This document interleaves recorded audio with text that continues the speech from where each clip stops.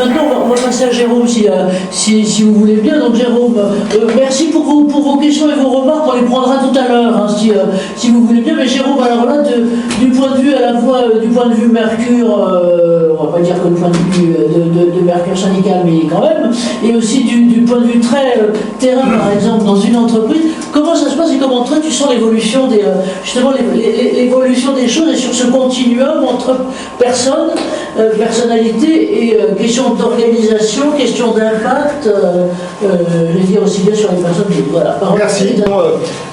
Déjà, j'ai bien aimé le titre. On parle de management toxique et pas de manager toxique. C'est-à-dire ce qui est important dans la relation, ce que l'on voit dans l'expérience qu'on peut avoir quand on reçoit des salariés, c'est qu'il n'y a pas toujours un gentil et un méchant. Ça serait vachement simple, ça serait bien. C'est-à-dire que des fois, il y a deux personnes, un manager, un manager, qui sont très bien séparément et qui ensemble, ça ne va pas du tout. Ça va pas du tout. Et c'est la difficulté qu'on a des fois de traiter certains cas de management toxique, c'est qu'on va avoir des témoignages des fois très discordants. C'est-à-dire que quelqu'un qui va dire que ce manager-là est très mauvais, d'autres qui vont dire c'est le meilleur manager que j'ai jamais eu, etc. Donc ce qui est très important de traiter quand on traite ce genre de questions en tant que représentant du personnel, c'est de vraiment prendre la relation entre les deux, mais de l'élargir au spectre plus grand des personnes managées par cette personne dite entre guillemets toxique. Alors, il faut savoir un truc, c'est que nous, déjà, quand on est représentant du personnel, c'est pas notre formation initiale. C'est-à-dire qu'on peut être, comme moi, contrôleur de gestion, on peut être consultant capital risque, etc. On reçoit un salarié, la première chose à faire, c'est l'écoute. Nous, c'est l'écoute. Beaucoup d'écoute, du temps d'écoute, etc. Et qui fait qu'on va essayer de capter dans ce que nous dit la personne, véritablement la problématique. Quelle est la problématique, en gros, qui est mise en avant? Parce que des fois, ce que j'aime bien dans le management toxique, c'est que, moi ça fait 20 ans que je suis représentant du personnel, il y a 20 ans on avait déjà ça, on ne l'appelait pas comme ça, et puis peut-être que dans 10 ans on l'appellera encore autrement. Moi je suis arrivé à l'époque du harcèlement moral, après ça a été les risques psychosociaux, après ça a été, voilà, le nom change, l'emballage change, mais le produit reste le même. Il y a une problématique, de relation entre une personne, etc. Alors la difficulté aussi qu'on a là-dedans, c'est qu'on parle d'un manager à un manager. Quand on prenait à l'époque de mes parents, mon père, moi c'était assez simple, il y avait le chef responsable de service qui était cadre et qui encadrait parfois des cadres et parfois surtout des non-cadres. Voilà.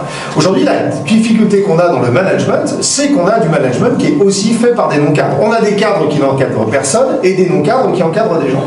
Donc la difficulté aussi que l'on a là-dedans, c'est qu'on a des gens qui ont été mis dans le bain. C'est-à-dire que avant d'être manager, ils ont d'abord été salariés.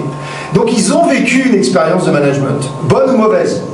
Et c'est un peu, je dirais, comme dans le contexte familial, si on a vécu une relation managériale qui n'est pas bonne, il y a de grandes chances qu'on reproduise un peu les mauvais clichés. J'en ai bavé, il n'y a pas de raison que les gens que je manage n'en bavent pas non plus. Et ça, on va se retrouver dans une reproduction de modèles qui est très compliquée parce que la personne va être persuadée d'être dans son bon droit. Le manager va être persuadé d'être dans son bon droit. Si on se passe maintenant du côté du manager, nous, l'écoute, à quoi elle sert? Elle ne sert pas à faire seulement parler à la personne, c'est qu'elle cherche à savoir exactement qu'est-ce qui pose problème. Et ça, c'est le plus dur. Quand vous rencontrez un salarié, qu'est-ce qui pose problème?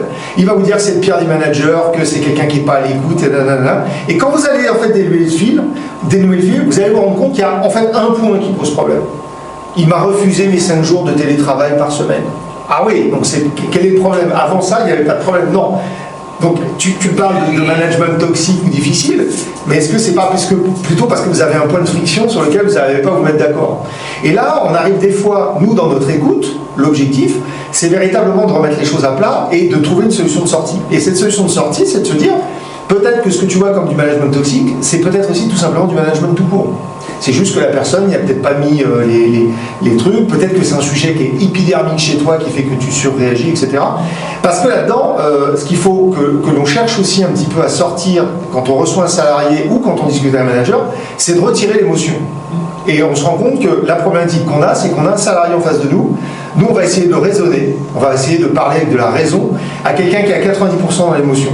En gros, vous parlez à 10% de son cerveau, il ne vous écoute pas. Il ne vous écoute pas. Voire il vous traite de saligo, de patronat, parce que vous êtes du côté du manager, etc. Donc la difficulté que l'on a aussi, c'est d'élargir le spectre. Et se dire, mais finalement, attendez, ça s'est passé bien pendant 4 ans, pourquoi ça se passe plus bien aujourd'hui, quoi? Et là, il y a un autre champ qui rentre en cause et qui a été évoqué par le professeur Bonnet et par Maître Ledoux. Il y a l'organisation du travail. L'organisation du travail. On ne peut pas faire l'impasse sur l'organisation du travail. Qu'est-ce qui a changé dans l'organisation du travail, etc. Parce que c'est très facile pour une organisation du travail de parler de manager toxique. Il est coupable, c'est lui qui est responsable, il ne représente absolument pas la volonté de l'entreprise, etc.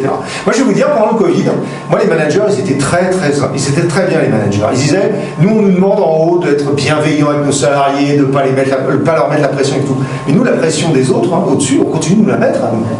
Et là, on s'est retrouvé avec des gens qui se retrouvaient, on prend toujours l'image un peu maintenant qui est un peu tarte à la crème de manager entre le marteau et l'enclume. Bon, je commence à avoir un peu marre de l'utiliser, mais je continue. La problématique que l'on a, c'est que véritablement, ils se retrouvaient là-dedans.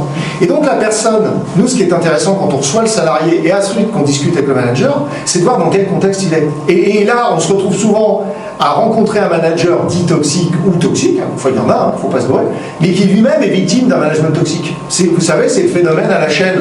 C'est qu'on se rend compte que finalement, il n'était pas forcément foncièrement comme ça à la base, mais il se reçoit une telle pression sur la figure, etc., qu'il commence à faire des choses qui sont contraires aussi à son éthique. Et là, on rentre dans une autre problématique, qui est quand on commence, et c'était dans les slides du professeur Bonnet, quand on commence à toucher à l'éthique des gens. Et là, il y a véritablement souffrance quand on touche à l'éthique et au sens du travail. C'est-à-dire que la personne va admettre qu'il peut y avoir des frictions au travail, qu'on n'est pas toujours d'accord, etc. Quand on commence à toucher à l'éthique et au sens du travail, les gens sont carrément déstabilisés. Et c'est là qu'on commence à aller vers véritablement des symptômes médicaux, voilà, burn-out, dépression, etc., incapacité professionnelle. Je ne reviens pas aussi sur tout le côté judiciaire qui a été dit, qui est très très juste, qui arrive souvent en bout de chaîne, voilà, qu'on a envie de dire trop tard. C'est un peu trop tard. Mais heureusement que c'est là. Heureusement que c'est là, parce qu'il y a quand même une évolution. Vous l'avez très bien dit, on parle de choses dont on ne parlait pas il y a 20 ans. Moi, je parlais harcèlement il y a 20 ans, je disais aux gens, n'allez pas au pénal. Nous civils, vous n'avez aucune chance. Ça ne sert à rien. Donc, sur l'organisation du travail, il y a une question aussi qui se pose. C'est-à-dire qu'on va voir les responsables. Parce qu'il y a une autre problématique aujourd'hui. On va voir les responsables, dire voilà, il y a un problème avec ce manager, etc. Et là, il y a le responsable qui vous dit très franchement dans les yeux, mais je sais, mais c'est pas la première fois qu'on nous dit ça, etc. Mais je dis, mais pourquoi vous le gardez? Mais il dit, mais on n'a personne d'autre. Parce qu'aujourd'hui, la problématique que l'on a, c'est que les gens ne veulent plus encadrer, ne veulent plus être managers. Ouais. Les gens nous disent pourquoi avoir quelques milliers d'euros, voire quelques dizaines, des fois, ou centaines d'euros en plus, pour des millions, excusez-moi l'expression, d'emmerdes en plus. Donc la difficulté qu'on va avoir aussi, c'est qu'aujourd'hui, ce métier tant décrié, parce qu'on lui met de la pression, etc., ne veut plus être exercé. Donc on se retrouve dans une espèce de spirale infernale, que les seuls qui veulent prendre les rôles de manager, ce sont les gens qui sont opportunistes, et c'était très bien dit dans les slides de professeur Bonnet, des gens qui veulent évoluer dans la hiérarchie, uniquement pour évoluer, donc ils sont prêts à marcher sur la tête de n'importe qui sont de mauvais managers, mais qui sont les seuls à accepter ces postes-là. Et du coup, on se retrouve dans cette spirale où ils donnent une mauvaise image du management, donc les jeunes voient ça, dire « moi je veux sûrement pas ressembler à ce type-là ». Donc on va avoir, moi c'est pour ça que quand on va arriver au remède, j'espère qu'il sera 19h15 et que je pourrai partir, parce que franchement, si j'avais la solution, franchement je la donnerais. Ce qui est clair, il y a quand même des portes de sortie, c'est que on gagnerait véritablement, quand on a, en tant que représentant du personnel, une relation entre deux personnes d'un management toxique, à toujours l'élargir. Parce que la personne, on se rend compte quand même que les salariés que l'on reçoit, la première chose qu'ils aiment entendre, dans toutes les situations, c'est « tu n'es pas seul à vivre ça ». Ah oui, d'accord, je ne suis pas seul. Et c'est marrant parce que j'ai l'impression qu'autour de moi, tout le monde va bien. Et je dis, mais toi, comment t'es sur le plateau? Bah, moi, je ne veux pas montrer que ça va mal, donc je dis, donc tu fais pareil. Donc les gens, ils vont te croiser, ils vont te dire que tu vas bien, parce que tu ne le montres pas. Parce qu'aujourd'hui, on n'ose pas montrer ça, ces fêlures, etc. On ose montrer quand ça va mal, etc. On essaie de trouver des postes de sortie. C'est d'ailleurs, excusez-moi, je vais mettre toutes les coachs de France à dos, mais c'est pas grave. C'est pas non plus innocent que 80% des coachs en France soient des anciennes personnes qui ont fait des burn-out. Mais malheureusement, mais parce que c'est compréhensible, parce que ces gens-là n'ont pas envie aussi que ça se reproduise sur d'autres et ont envie de donner leur expérience. Mais je pense que c'est aussi, je pense que la règle, je vais déjà aux solutions, c'est pas des solutions magiques, c'est travailler sur l'organisation du travail. La deuxième chose, c'est de véritablement revoir les liens. Alors, peut-être pas sortir de l'entreprise, mais s'assurer aussi que si un manager, après tout, ça marche avec certaines personnes, peut-être séparer les deux. Voilà. Il faut faire des divorces aussi. Il n'y a pas que le divorce dans la vie, il y a le divorce dans l'entreprise. Il faut des fois sortir les gens d'un certain contexte, d'une certaine relation. Le manager peut se reconstruire, le salarié peut se reconstruire. Bon, vous savez, les managers à moins d'être les gros pourris, mais ça il y en a partout, pas plus dans les entreprises qu'ailleurs, les managers à qui on met en face d'eux le fait qu'ils sont toxiques dans leurs relations, etc. Moi j'ai beaucoup de gens aussi qui ne le vivent pas bien. J'ai des managers aussi qui ne le vivent pas bien et qui me disent clairement, oui c'est vrai, tout ce que vous dites c'est vrai, mais c'est pas moi. Et je suis pas bien avec ça. Mais il y a toujours ce terme à la fin qui est un peu désespéré, j'ai pas le choix. Alors on dit, mais si, t'as le choix. Non, ils disent non, j'ai pas le choix. J'ai 54 ans, je vais pas retrouver du boulot extérieur, j'ai un emprunt sur le dos, je peux pas me permettre de perdre mon boulot, c'est la merde à la maison, etc. Donc il faut prendre le temps d'écouter les deux parties, toujours, d'écouter aussi les autres, ce que je disais tout à l'heure, il peut y avoir des gens qui ont une bonne vision de ce manager. Si en effet ce manager est toxique, cette personne est toxique, moi il m'est arrivé de dire à l'entreprise, je vous reproche pas forcément de vous séparer de lui, moi je vous reproche de l'avoir embauché. Je ne comprends pas comment ce type-là a passé les stades du recrutement.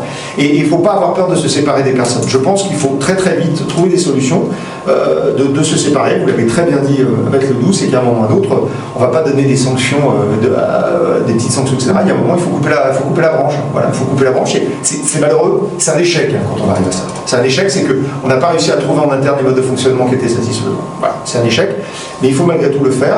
Et il y a un autre problème, et là je vous une petite porte, et puis après voilà.